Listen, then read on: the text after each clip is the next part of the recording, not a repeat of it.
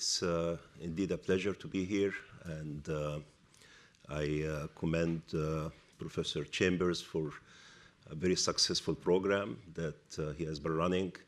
Actually, I serve as an external evaluator for the program, and we're just talking how much I'm impressed with the depth and the breadth of the research that's conducted under his leadership. So he asked me to talk to you for 1 hour about something of interest.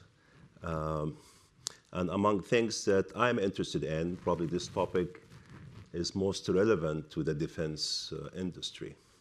So I thought that that will be a good match. So I know that Professor Griffiths is going to talk about passive radar. And this talk is about kind of putting things in perspective, actually my own perspective, right? And kind of categorizing the different contributions in the field, right? So passive radar, they call it a signal of opportunity, right? They use wireless communication, TV broadcasting, FM, and so forth, so on, as signals that you don't have to transmit, but you can receive, right? So what I'm going to talk about is actually the opposite, right? So it's not the communication signals that signals opportunities the other way around for the radar. So typically the RF spectrum is getting increasingly crowded. In fact, we have several funding programs from the US agencies regarding competition on the spectrum. So we have from industry, we have from L3 communications, they would like to kind of ease the competition between telemetry and the wireless communication. We have a National Science Foundation grant regarding radio telescopes and how it is being challenged by the wireless communication industry.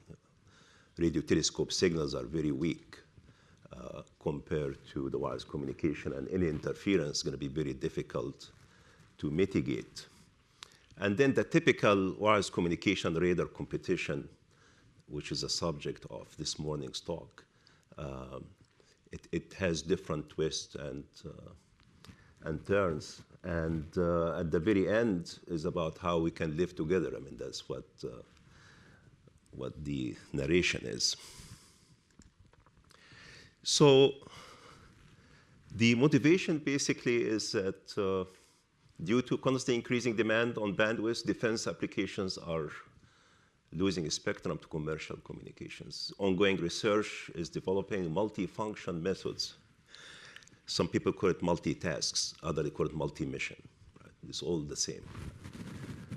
To share aperture and spectrum between radar, electronic warfare, and military communications. So there is an attempt to move away from independent systems or individual systems and dedicated components. So just imagine something like this, right? So you have an aperture that is a host of different functions. It could be communication radar, could be something else, right? So there's something called shared aperture. Shared aperture is not the common array. Shared aperture will be a platform. Communications can use some of the antennas, radar can use others, like share the spectrum, right? So this is kind of where things are going in a way. Right? So back to the definition, there is a difference between cohabitation and co-design. Cohabitation is, listen, you're going to use the same spectrum that I'm using, right? I don't know you, right? You're not a friend and you're not a foe, right? But all what we know is that we are competing for the same spectrum. So you are an interference to me, and I'm an interference to you. So it's your job to mitigate me, it's my job to mitigate you, right? So we don't have a rapport going on, we don't have an understanding, right? We're just there for the same thing, right? So there is no co-design. All what I know is that when you emit, it's going to be a problem for me, and vice versa. Right? Now, cognitive radar or cognitive radio recognizes this, and then it starts saying, well, you know, since it is the same thing, I'm going to sense, and if you are there, I'm going to do something else, right? I'm going to look for an alternative band, right? But I'm not going to ask you to stop emitting or transmitting. Right? So we're not talking about cognition here, right? We're talking about co-design. And we are not talking about cohabitation either, right? So the co-design involves cooperative control within the same system. Now, when you co-design, there is always somebody who's going to lead and somebody who's going to follow, right? There is nothing called equally important, right? Somebody has to compromise more, right? So is the radar leading and communication following? Or would the communication lead and the radar follow, right? So that's why we came up with definition of dual system. If we say dual system, radar communications, that means radar is the boss. If we say dual system communications radar, that means communication dictates. Right? Now, the level of dictation, of course, you know, it can be my way or a highway, as they say, right? Or it can be compromised as such that it becomes really a co-design, right? So everybody wins and everybody loses a little bit. That we're going to be talking about. So a primary goal for radar is to efficiently track and detect targets, whereas that of communications is to maximize information transfer reliably. Right? So here are the categories, right? And that's my own classifications, if you will. So joint resources and platforms. That means joint waveform design, power, etc. Right? So that's where we're going to say, well, let's get together and we're going to come up with the waveform that appeals to both of us. Here, you distinguish between compatible and compounded. Compounded, that means my waveform and yours are orthogonal.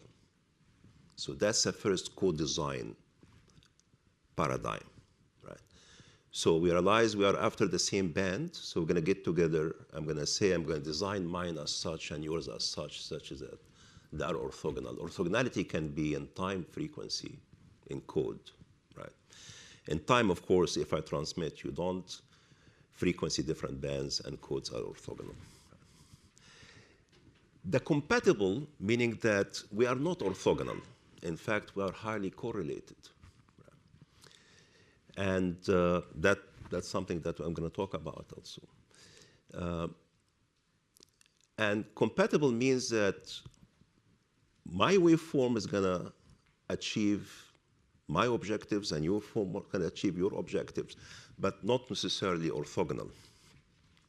If they're not orthogonal, you cannot get rid of me and I cannot get rid of you. Because orthogonality, you can always project on the orthogonal subspace and you are gone, right? Then you have the other type of co-design, if you will. Right? One service mandates and the other accepts. So we are very familiar with the first one, when the communications lead and the radar follows, called signal of opportunity. You don't go back to the TV station and say, listen, I want you to modify your signal. Right? So this, we call it a signal of opportunity. Right? Communication signals are signals of opportunities. The other one, which I would like to talk about, is the radar leads and the communications follow. I'm going to call this systems of opportunity. Right? A system of opportunity, not only you're using the signal, but you are host on the system. You are a guest. There's a host and a guest, right? So when you have a common transmitter, if it is the radar transmitter and the radar invites you to use its resources, its power, its bandwidth, its carrier frequency, its antenna aperture, its MIMO configuration, its so forth, so on, you are a guest on the radar. Right? how much you are a guest that different papers have different interpretations. You know, is your name on the lease, right? Or you just, can you move the furniture around, or you can just sit there, right? So if you take a look at the literature, unfortunately, these concepts are very much mixed, right? And somebody has to step back and say, listen, you have to categorize appropriately so you can contribute to each area with the understanding of what the final goal is. So this whole thing, I'm going to call it dual system. Right? Any part of co-design is a dual system. This one here, we're going to signal of opportunity. Whether communication leads or the radar leads, it doesn't matter.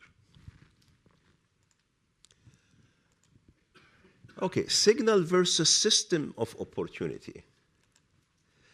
A signal of opportunity, you are using someone else's signal for a different function, task, and mission.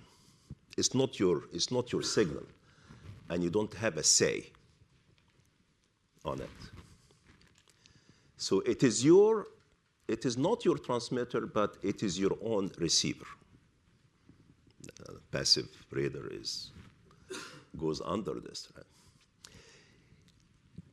I'm going to introduce the system of opportunity.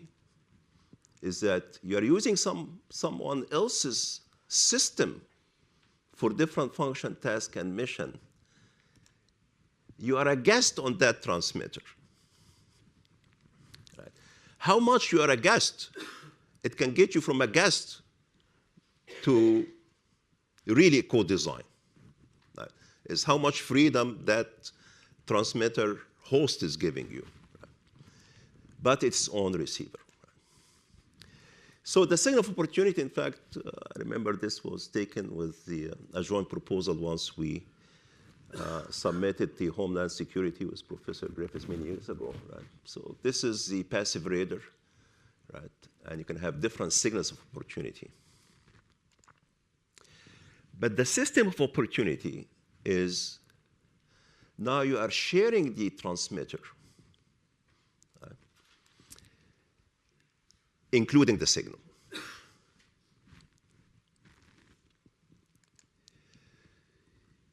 So how would you share the transmitter? Are you allowed to alter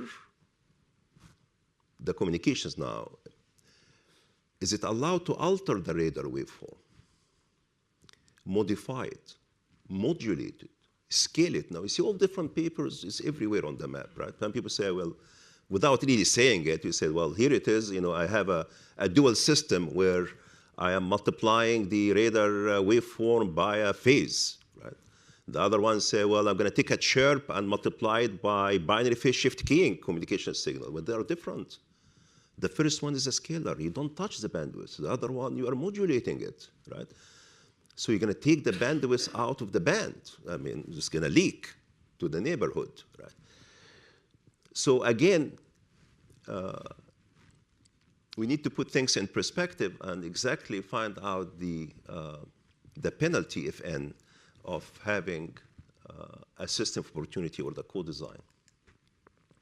So just think about it, and that's where people believe technology is going, right? So you have the same aperture. You have wideband antennas, narrowband antennas, vertical polarized antennas, horizontal polarized antennas, dual polarized antennas, right? Circular polarized antennas. Right? It's everything on the same aperture, like on a ship, right? You have an aperture that services different tasks, right? Here is your user of interest, here is the target, right? And you can have different frequencies. You can have different transmitters and different receivers, right? So this is a dual system, and it has to be a co-design. So the dual system communication radar system, communication is the lead. Like what we said, you know, for example, there's a wireless tower, and you are the radar, you are using that signal. So the communication basically tells the radar, listen, you know, you want to use my signal, that's fine, but It is my array configuration, my beamformer, my carrier frequency, my frequency bandwidth, my signal waveform, my power, my modulation, my antennas. Everything is mine, and you are not allowed to modify or alter any of those. But you want to use the signal, go ahead and be my guest. Right? And that is kind of a passive radar concept. So the radar receiver uses communications as signal for opportunities, and that's it. That's not the talk this morning that I'm giving. Right? The other way around is something relatively new. With a dual function radar communication where the radar dictates. The radar basically tells the communications, listen, you want to use my transmitter, so you are a guest. You are a guest on the house, right? But it is my beamformer, my array structure, my frequency bandwidth, my signal waveform, my power, my antennas, my coherent processing interval, and MIMO configuration. Right? You are welcome to use all the things as long as you don't compromise any of my functions. What is your function? I'm a tracking guy. I lack ambiguity function of my own signal, right? You cannot share the power, right? And you don't mess with my antenna configurations and my beamformer. Right? So it's like you are driving from here to home, you are the driver, and somebody say, can I come along, come by for along, and they say, well, can I sit in the back seat, don't tell me how we're going to turn right and left, right? So wherever I go, you go with me. So communications receiver uses radar as a system of opportunity. Not only is using the signal, but using everything else. So it is sharing the system rather than sharing the signal. And that's a common transmitter. Very good. So we're going to focus a little bit on the radar is the primary and the communications are secondary. Again, how much of a secondary, different people publish this paper with different understanding, right? Because secondary, if it is really secondary, then it doesn't alter radar functionality, but if it starts, it becomes a co-design. So we're going to use identical signals, the same frequency and bandwidth, common antenna aperture, common array, right, for both radar communication operation. Radar function remains the same. Okay, this is very important now because how much it remains the same, I mean, again, different people have different interpretation. A little bit of changes, people say there is no free lunch. Even the guy who sits in the back seat in the car, is adding some weight to the car, I'm using more gas, whatever it is, right? So there's nothing called completely transparent. You cannot say I'm going to use my transmit completely transparent. There's some kind of a penalty that I'm going to endure as having you as a guest. I don't know what. So we would like to use the radar signal to embed a sequence of binary data during each radar pulse. It should not and must not. That's a difference between different papers, right? Is it must not or should not disturb the primary function of the joint system? Very good. So the dual function radar communication system, general objectives, establishing a dual system functionality, allowing radar to house voice and data transmission and reception.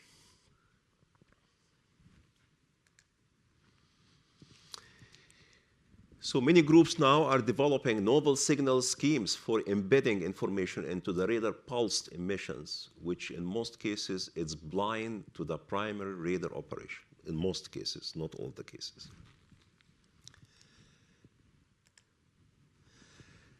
Considering different transmit and receive antenna configurations, including MIMO, for example, there is a space-time coding. There is a MIMO communications. Can you bring the MIMO communication to MIMO radar? Can you allow to have a dual MIMO radar communication system? Right.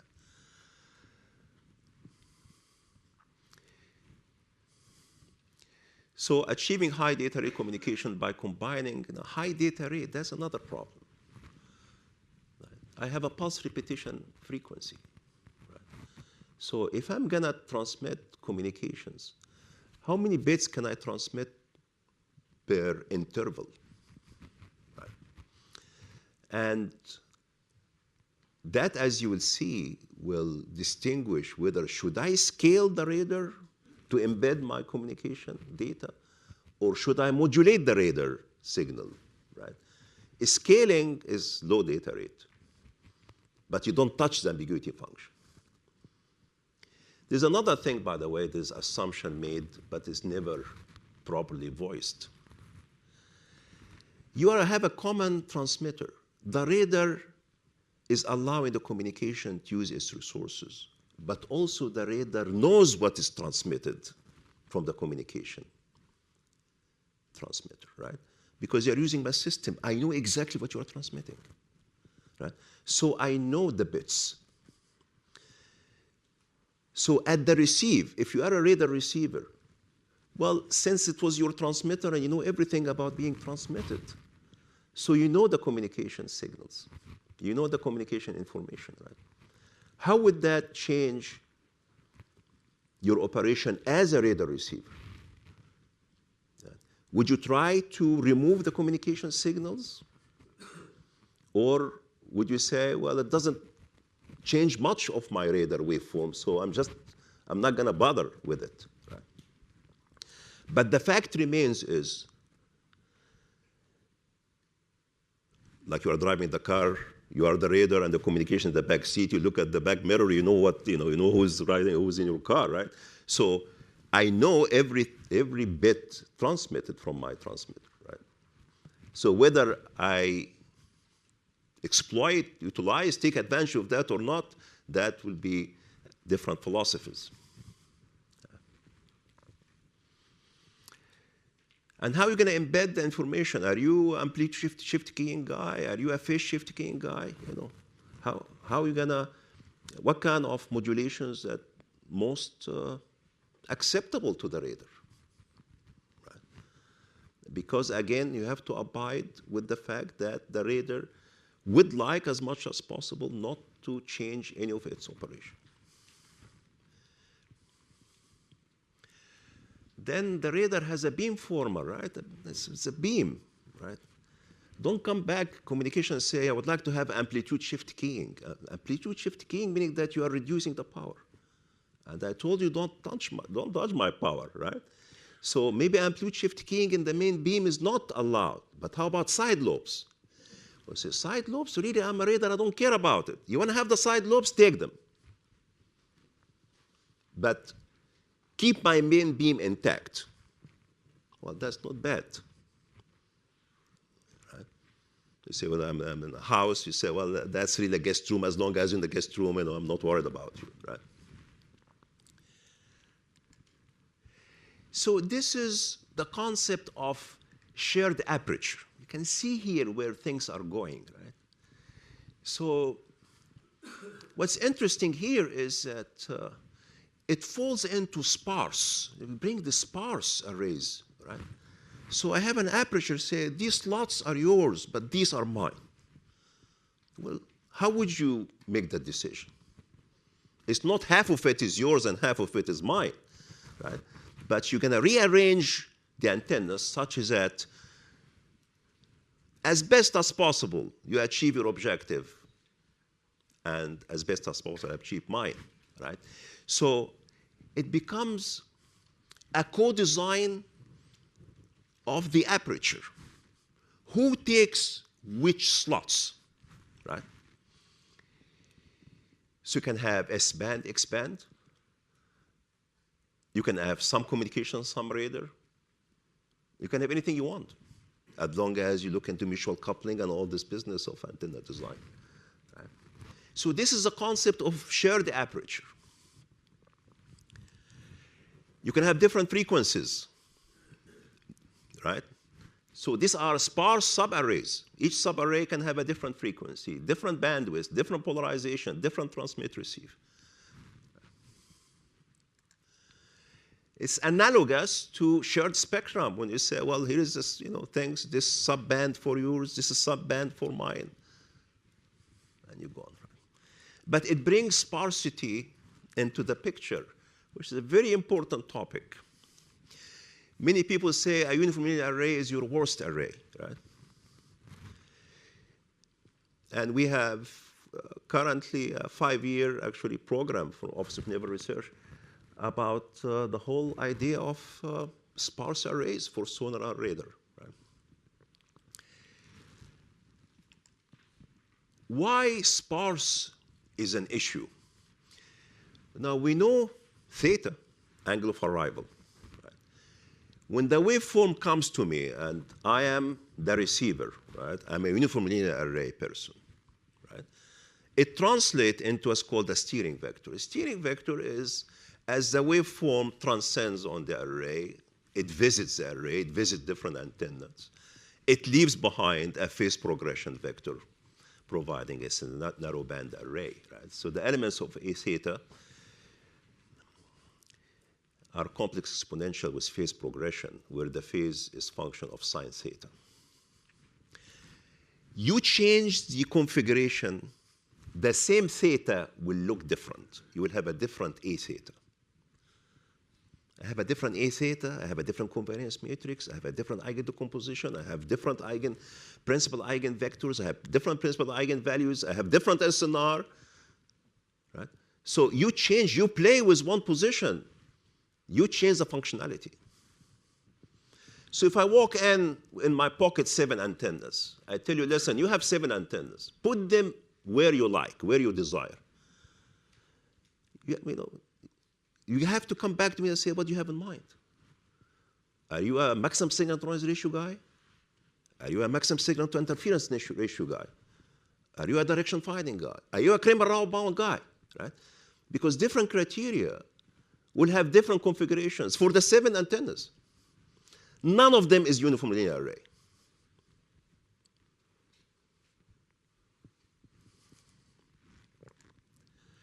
So which antennas, for example, you have 16, and I say, well, you have 8 antennas.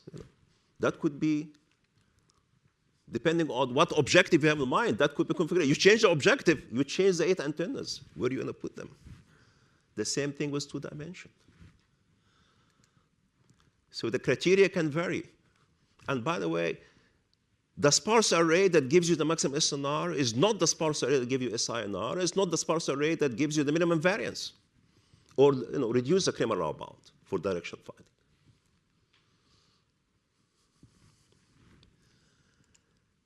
So this is kind of a concept of, again, I'm looking at the shared aperture. That's why I'm jumping into this, right? So you can say, well, antennas are cheap, but the front-end receivers are expensive. So you have, you go back now to all this technology of switched antenna, switched. So you have a number of antennas, and you have a finite number, fewer front-end receiver, and say, which antenna should I connect to? Or you can think about what I just said. I mean, you walk in with 7 antennas, and you're gonna have to decide where you're gonna put them, right? Some papers call this array thinning. You walk in with 17 possible positions, let's say, on a grid, right? And or you have 16 antennas and you only want to pick 8, right? So antenna thinning, antenna selections, antenna reconfiguration, they all mean the same thing. You have a finite number of antennas and you wonder where you're going to put them. That's what it means. As I said, you change the position, you change. I mean, if you ask me what your business is, I say, I'm a second-order statistic guy. Everything I do, I find this covariance matrix in front of me, right? So, the change of covariance matrix, which is the foundation of everything we do. And as such, it changes the eigendecomposition, the eigenstructure, right? And changes the performance, right? Now, it's very interesting to find out the players in that. Right? If you're going to ask, maximize signal to interference noise ratio, right? But make sure you have 7 antennas active. Then you are faced with the dilemma that there are competing forces. Right? This here, you can show that your signal to interference noise ratio will always be smaller than the maximum eigenvalue of the signal covariance matrix, because this is where no interference is. Right? And between this one, where alpha is the kind of an angle, the eigenangle between your source direction finding and the interference subspace. So right here, the best you can say, well, you asked me to put the 7 antennas. I'll tell you where I'm going to put them. I'm going to choose the 7 antennas such that my steering vector of my source is orthogonal to the interference. Then I can null them and null them completely without affecting my friend. Right? Unfortunately, this is not the answer. Because as you try to configure your array to orthogonalize the steering vector of your friend with the interference, you are not maximizing the signal to noise ratio. So it becomes a constrained maximization problem. That's why convex optimization now comes into play. Now we move this to another interesting thing now, right? I have the same array, the same 7 antennas, but I'm asked to do 2 tasks. Right? So you have the same sparse array, but different functionality. Okay. You want to maximize signal to noise ratio for this guy? I'm a Capone beamformer guy. I'm a minimum variance distortionless response person. So I'm going to choose the weights, right, to maximize signal to interference and noise ratio. For this and for this, fine. But you cannot do this independently. Why? Because they have the same array. You change the array. You change the signal to interference and noise ratio. And what is fascinating, all the people that have been doing Capone beamformer, all the people who have been doing minimum variance distortions in response, I don't believe that anybody has thought before that the performance your Capone beamformer depends on the configuration. Right? So it becomes a joint design not only for the weights, not only for the coefficients of your beamformer, but for your configuration, right? Where are you going to put the antennas, right? So that becomes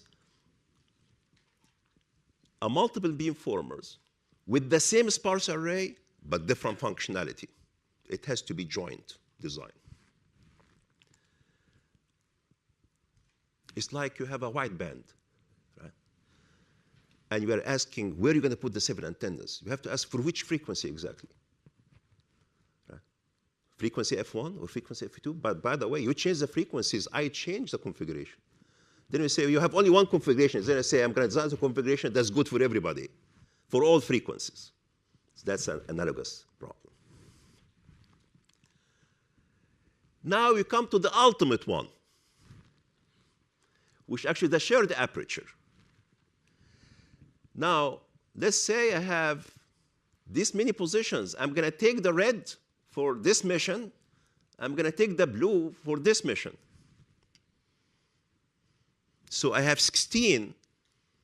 I can say, listen, choose 8 for this guy and choose 8 for that guy.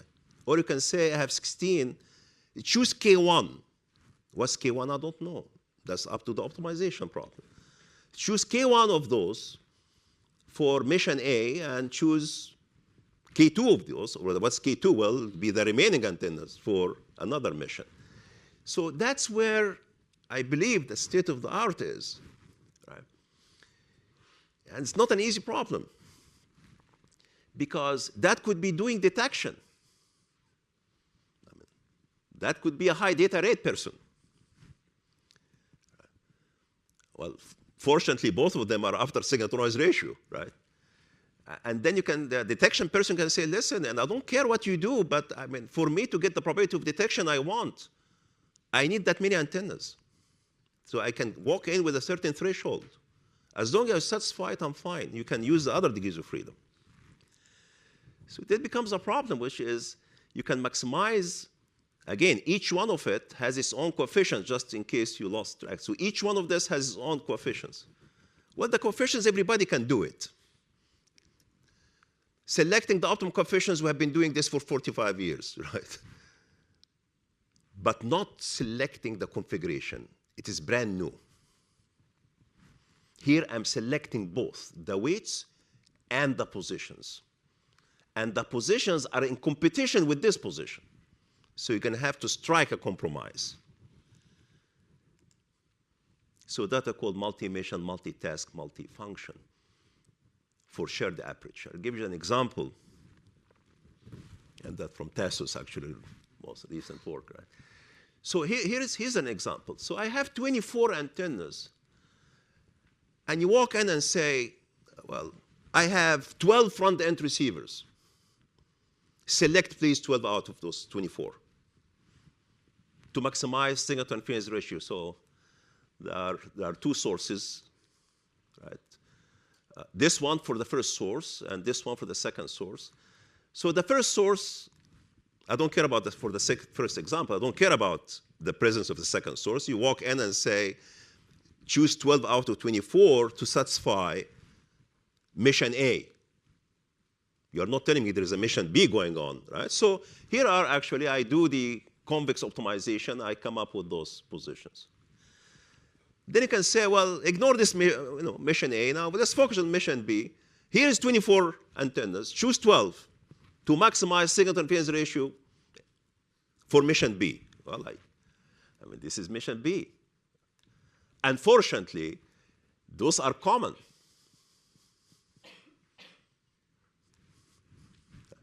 And by the way, this is weakly correlated because, by the way, mission A, mission B is an interference to it, right? Mission B, mission A will be an interference to it. If I do the co-design, making sure there is no duplication of antenna position, that's what I get. There is no overlapping, right? But definitely the SINR here is inferior to this SINR here. And if I have a strongly correlated sources, there is even more overlapping for independent mission design. For a co-mission design, I remove the overlapping, but I'm going to pay a price because I cannot achieve the SNR that I can by individually considering each one of them.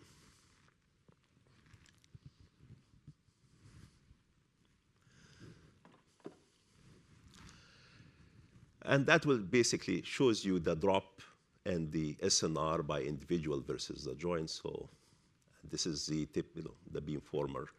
There is an interference common to them, and you can see the blue is putting a null at the red and vice versa.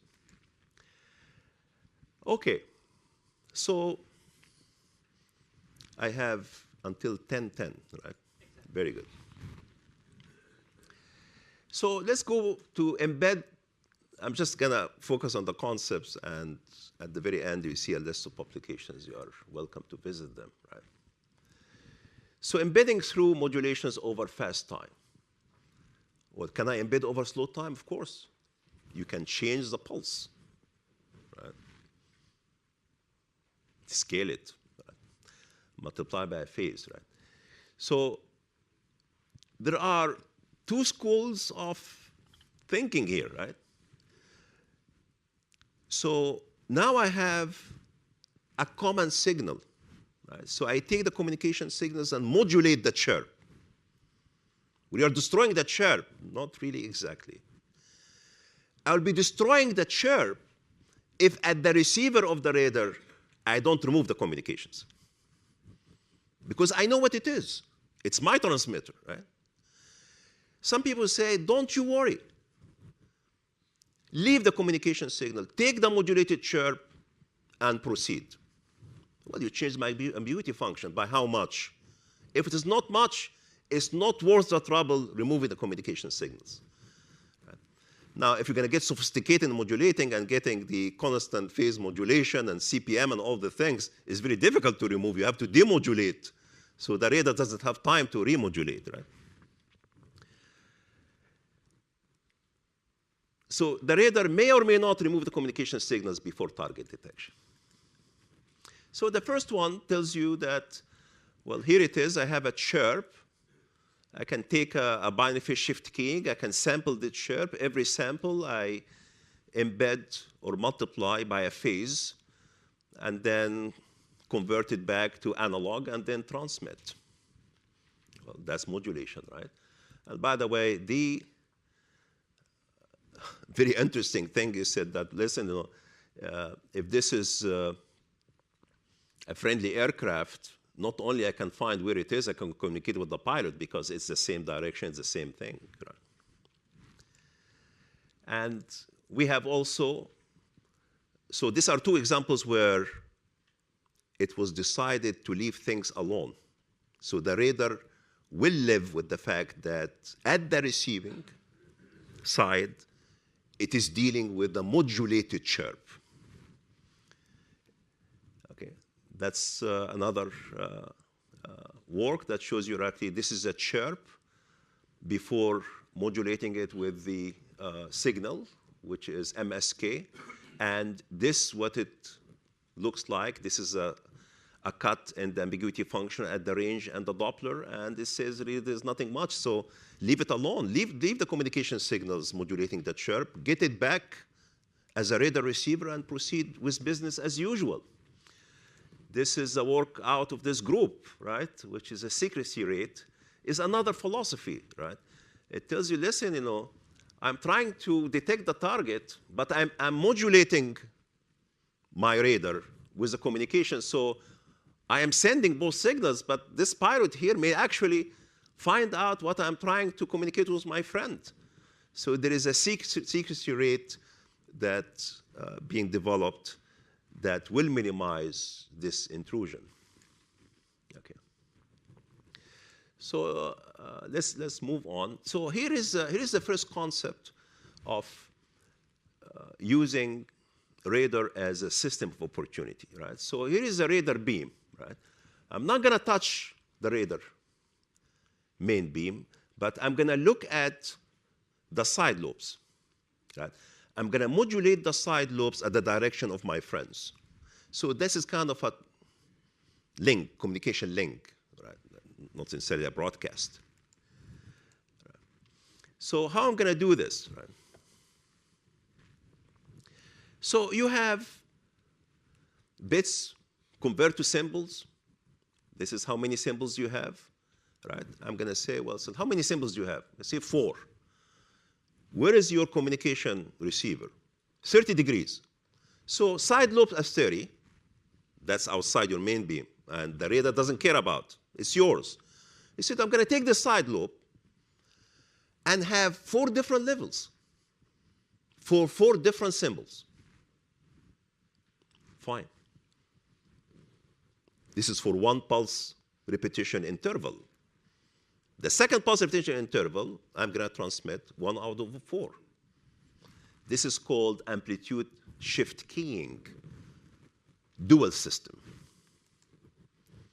And that is shown right here. Right? So what I'm going to do now is design 4 beamformers, identical at the main beam, so the radar doesn't get upset.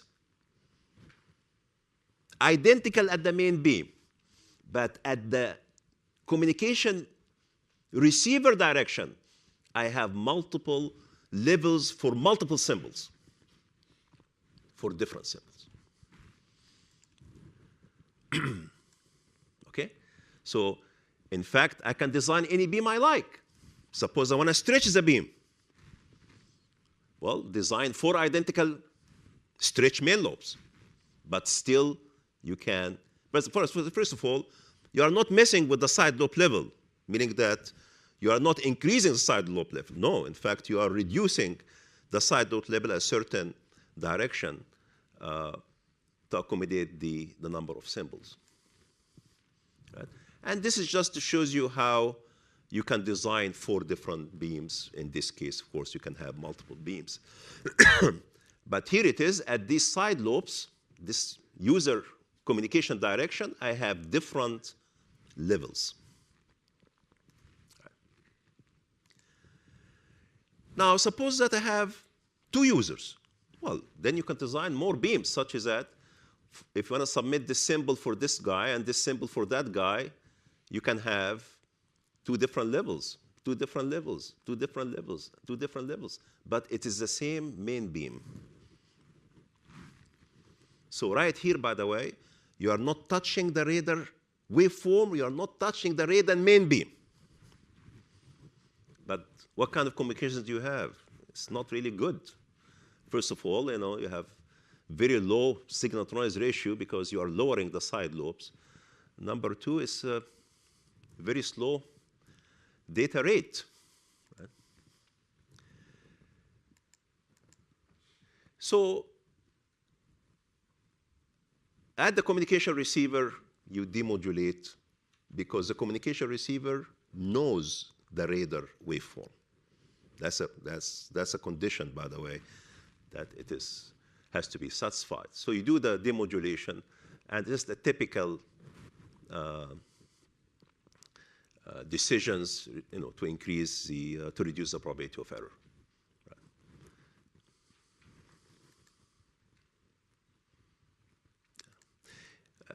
Something that in this case, because you are reducing the levels, the communication cannot be in the main lobe of the radar because you decrease the signal-to-noise ratio. Right. So right here it said, well, listen, I have another idea. I'm not an amplitude shift keying guy. I'm a phase shift keying. So I have different phases. Right. So in this case, I'm going to design 4 beams identical in the main lobe, but at the user position, I'm going to have 4 different phases. Agreed? That's fine. And exactly that's what it is. You are a beam designer, right? So at this position, you're going to have the same gain, but different phases for different symbols. In this case, the communication can be in the main beam. Okay. So that's a different approach, right? Well, how would you design all these beams, those array patterns, right, with different phases? Actually, the idea is so remarkably simple, right? So what's the idea? The idea is I want to design so many beams which are identical in amplitude, but they have different phases at different directions. So the radar will design its main beam. It will design its beamformer. And here is the radar designing the beamformer. These are the coefficients. If you take the Z transform of this, multiply by Z minus, in Fourier domain, it's amplitude square. We know that, right? So if you take a look at the zeros, right? If you take some of the zeros from outside inside, and some of the zeros inside outside, reciprocity, you don't change the amplitude, but you change the phase. So that's what I'm going to do. Radar, go and design your own beamformer. Give me the weights, please. I'm going to take the weights, do the Z transform, and start flipping the zeros. Every time I flip, I do reciprocity, I have the same identical beam, but different phases. Very interesting. So I can have numerous amount of beams. We have the same amplitude response. Right? So that's an example, again, where I can design the beam, and at the user position, I can have different phases. Right. What's interesting is that for 16-element array, I can have 2 to the power 15 weight vectors. Each gives me identical amplitude response. So I can pick the phases. How much time I have? 2 minutes, very good. So you can pick the different phases, right, depending on the modulations. Let me move forward because I want to talk a little bit about the MIMO, right? So what you have the MIMO is that this is a radar MIMO. I can come here, by the way, and multiply each orthogonal waveform by communication symbol phase. The phase is not function of t. That means the orthogonality is not compromised. if I modulate this, then you are right. So one approach is that for each waveform multiplied by a phase, a symbol. The other approach is, like we did before, you modulate actually the waveform, then you are changing the temporal characteristics, which basically you are changing the bandwidths, right? So it's just to show you that since you are multiplying the waveform by constants, and this is your transmitter, you know these constants. So at the receiver, you can remove them so you can keep the orthogonality. Right? So of course, if you modulate, you increase the data rate. So this is just one last example, just to show you that this is a MIMO, and with different, you can get the BER with different modulation. Of course, the best is binary phase shift keying. And from the radar perspective, in this case, by the way, it is a frequency hopping radar that's also used for communication. So from the radar, if you do direction finding, ESPRI, it doesn't really matter whether you have the radar waveform or the modulated radar waveform. These are the references. In conclusions, right? Signal embedding is achieved through slow time modulations or fast time modulations, up to you and up to what you can compromise and accept. The proposed method permits information delivering towards arbitrary directions. The communication process is inherently transparent to the primary radar. How much transparent, depending how we define it, right? So introduction of an RF system based on shared frequency, bandwidth, and antenna aperture allows for integrated command and control systems, and that's where things are going, and integrated sensor management. So in saying I manage this separately from manage this, you have the same one system, and you can manage it easier. Co-design and system opportunity provide the capability of simultaneous transmitting and receiving signals on multiple frequencies, reconfiguring the antenna beam pattern and polarization. Thank you very much. Thank you.